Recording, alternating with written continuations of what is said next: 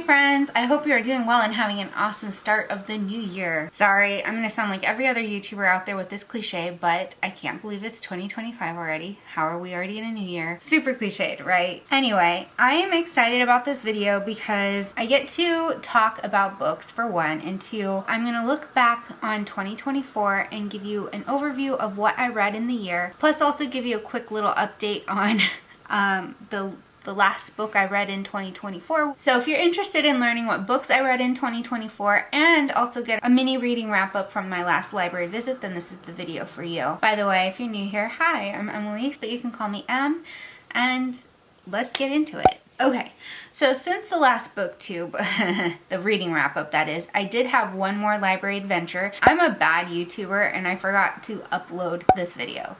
So it's going up a little late. It's gonna seem as though I read through some of that quite rapidly when in fact I did not, because that was from like 2 months ago. So looking back at 2024, I felt like I started the new year strong with working on my TBRs, and then life happened. I've been dealing with depression and a lot of other health issues and yada yada yada. I'll have all that in an upcoming video soon where I'll talk about what 2024 looked like and what 2025 is going to look like. In terms of reading, I didn't really have a set goal except that I was hoping to get through at least one book a month. Now, I know for BookTube that seems like, wow girl, that's not a lot of books. Unless you're not an avid reader. If you're not an avid reader, then you might think, hey that's a lot of books. Are you sure you can do it? For me, I used to be able to get through at least 2 or 3 books a week when I was really into my reading girl phase. That's not the case anymore, and I was really hoping I would get back into that this year, but it's just not how life works for me right now. That isn't to say that's not going to change in the future. I did rediscover my passion and love for reading and for literature and all those things, so that does make me happy. Let's start with the library reading wrap up. The only book from that I did manage to finish in 2024 was this one here from Sharon Pape,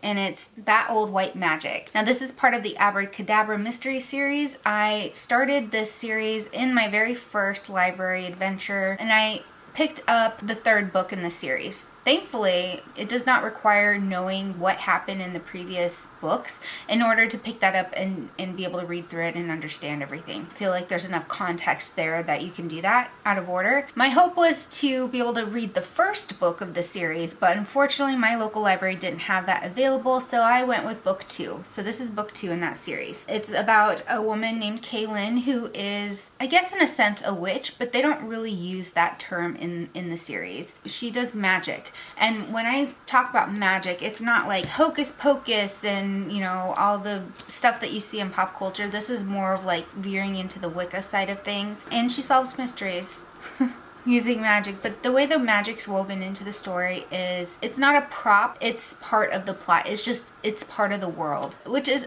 something that I like about this series, is that you just feel like you're transformed into a normal world, but with little splashes of magic. It's fun. I enjoyed this book. This one was a little bit harder for me to get into than the 3rd one for some reason. I definitely like that 3rd one better. The premise of this story is Kaylin runs her little magic shop, and there's a murder in the school gym where they're hosting a town hall meeting, and the person who was murdered was in the city council, and her vote was necessary to determine if they were going to change like zoning laws for a new hotel to come in and build. A lot of people did not want the zoning laws changed. They didn't want the new hotel. Now that this city council representative was murdered, there's a lot of mystery and concern over what's going to happen in the town. Kaylin and her boyfriend and her friends are working together to kind of figure out who done it, basically. She's not a cop. You know, it's a mystery trope where the main character who's not a cop is going to go solve this murder mystery. It's fun. It's cute. It's a good read, but I definitely like the 3rd one better. There's that out of the library wrap up. I'll have another one coming up soon. Let's flash back to the beginning of the year. The very first book I read was Dance Hall of the Dead by Tony Hillerman. This was part of my TBR jar. I randomly selected a book out of my jar, and it was this. This was a book that I kind of inherited from my mom's collection after she passed away. I had never read Tony Hillerman before. Tony Hillerman writes about a lot of Native American and cowboy kind of life. This particular book takes place in the Southwest, and there's a blend of Navajo and I believe it's Apache If I'm mistaken, I'll correct it here. But it delves into the mysterious disappearance and potential murder of a boy, potentially 2 young boys, and then it really dives into the cultural aspects of the Native peoples there. I'm Native American, but I don't know much about other tribes, and I'm not from the Southwest, so I'm not Navajo, I'm not Apache. My tribe's from Montana, so completely different cultures when you look at Native American culture. Anyway, you really dive into the spiritual principles. Dance Hall of the Dead itself is part of a spiritual ceremony for the people there, and the boy who goes missing and is later assumed dead, he trains for months in order for him to play the symbolic role within the ceremony of the Dance Hall of the Dead. And a detective is working between the federal jurisdiction of tribal police and the local state laws and trying to figure out what happened to these boys and who killed them. And I enjoyed the book. It's not something I would have picked up on my own because I just don't really read a lot of like Western novels or anything that kind of veers into that. But I appreciate the mystery. I appreciate the angle that the mystery took. It had a fresh take from what I'm used to with most of the mysteries that I read, so I enjoyed it for that reason. The next book in the TBR jar that I pulled was one that I did not finish. It was Presence from Amy Cuddy. This book reads very academically, and I will eventually finish it. I'm pushing myself to finish it as soon as I'm reading through a few other things. It's a self-help book to kind of help you beef up your presence. Like, what do you need to do in order to be present for yourself? And that could be showing up for yourself in the workplace and advocating and being recognized for your achievements. It could be, doing the things at home that help bring you peace and structure and all the things that you need in your life to feel happy. It's one of those books, but it's kind of an academic read, and I think that's why I didn't finish it, because I'm still kind of fresh from having gone back to finish my degree at University of Washington, and a lot of the courses I took over the last couple of years of my degree were very, very reading heavy. This book reads a bit like some of the books I read at university, so I think that kind of pushed me away from wanting to read it because it felt very much like a chore. But I've read through about a quarter, maybe third of the way through. That is going to be a goal of mine this year, is to finish that book and then restart the TBR jar series, because I think that would be so much fun to do the random stuff again. In case you didn't know, almost all of my books are in storage at the moment because I'm packing up my house. It feels like a broken record for me to continually say this, but I'm packing up my house. I'm getting my house moved. I'm moving and blah, blah, blah, because I still don't have a target date as to when I'll be able to move and get things settled. Anyway, so all my books are in storage right now. So I decided that instead of going into storage and reopening those boxes and also not going out and buying new books, let's go to the library. Let's take advantage of this amazing free resource that we've had around for years, and it's free. Again, free. So I started doing these little library adventures, and then I shared what books that I got, and then I do this kind of long form reading wrap up of the library adventures. In the first episode of that, I picked up Agatha Christie's Sleeping Murder, Danielle Steele's Without a Trace, and Judy Blume's Smart Women. I have detailed wrap-up information on those books in that video, which is linked below in the description if you're interested. So at that point, I started developing a rating system for myself, just so that when I look back on those books, I can kind of get a better feeling of what my preferences are, what kinds of books I do like, don't like, because I kind of stick to the same genres, and I'm trying to branch out a little bit and just embrace new genres of reading. Read through the TBR list, get through some books, and just learn. I have such a passion for learning, and what better way to do that than by reading books, taking in new vocabulary and just new perspectives of the world, the creative aspects of an author and how they develop new worlds and that sort of thing. So out of those three, I would probably say Without a Trace was my favorite because the premise of it was more interesting to me than the other two.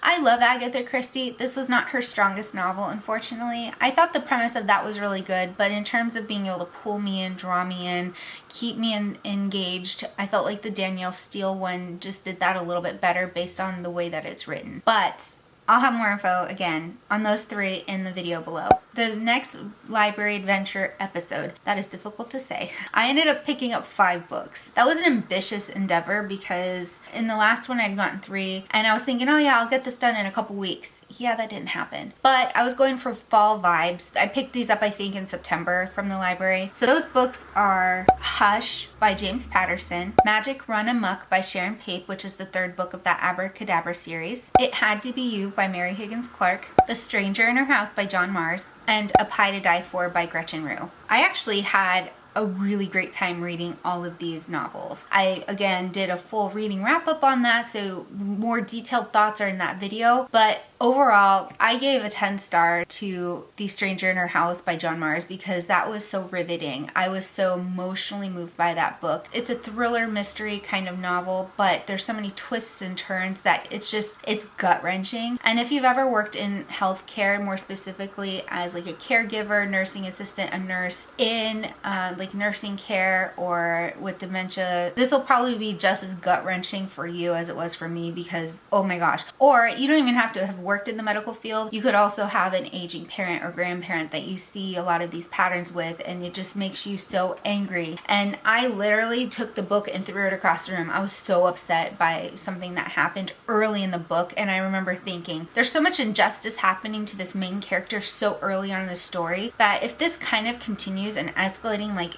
you expect it to, oh my gosh, I don't think I can do this. But then there's a twist and turn and pow, that pulls you back in and you're like, oh my gosh, I need to know what happens. It was so good. In terms of predictability for thrillers and mysteries, usually I get a good sense of what's going to happen next.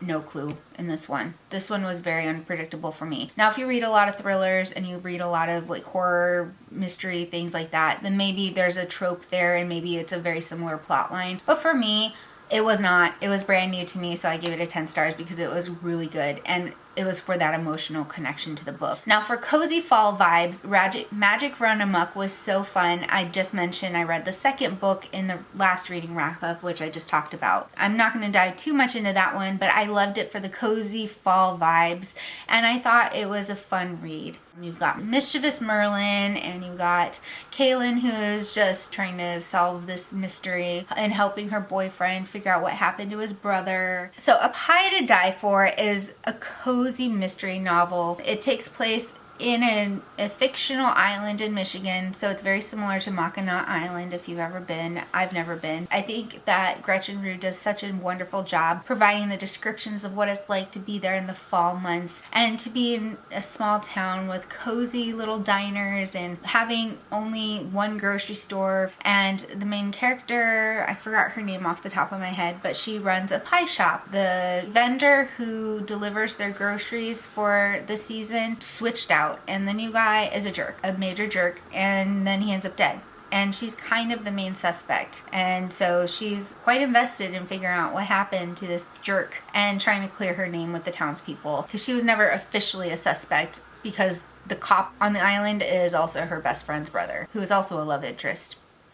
Anyway, the thing I loved most about this book, aside from the cozy vibes from the descriptive fall scenes, was the culinary aspect of it. If you love to bake, then this book is for you because it goes into great detail on how she develops these pies, from rolling them out in the shop and talking about the textures and her thought processes behind it and the memories that she has attached to different pies and the different flavors, to how she creates new ideas for like a cranberry apple cider pie, and it goes through the process of her boiling down the apple cider to make a syrup, and she uses that for cooking down the cranberries and making this delicious, delectable pie. It's very descriptive, and because she runs a pie shop, there's a lot of it in there, but it's just so cozy, and it just reminds me so much of growing up, watching my mom bake, watching my grandma bake, watching my aunties bake. It was just all the cozy vibes, so I loved it for that. The book also includes recipes in the back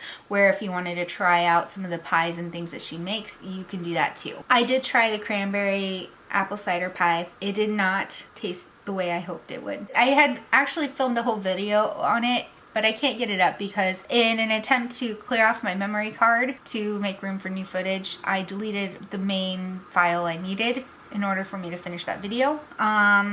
So yeah, that's unfortunate. How many books did I read in 2024? I'm going to say how many books did I finish because I'm not going to include presents. So I got through 9 books. 9 out of 12 is not horrible, especially for someone who's been struggling with mental health and just having life things happen. My goal for 2024 is to again try to get through 12 books. I don't see that being an issue because I'm almost halfway through a book right now and I expect to finish that in the next couple days. Anyway, that's my reading wrap up for 2024. Have you read any of these books? And if so, did you like any of them? Also, what would you recommend me checking out? I know a lot of people are really into ACOTAR and all of those kind of romantasy adventure type of books. I've never really gotten into romantasy, although everyone keeps saying the ACOTAR series is really, really good. I put that on my TBR as more of like a tentative series if I can find them at the library. I'm just not in a place to buy new books right now, given I just don't have anywhere to store them at the moment. Thank you for hanging out with me today, and I hope you have a great rest of your day, and I'll see you in the next video.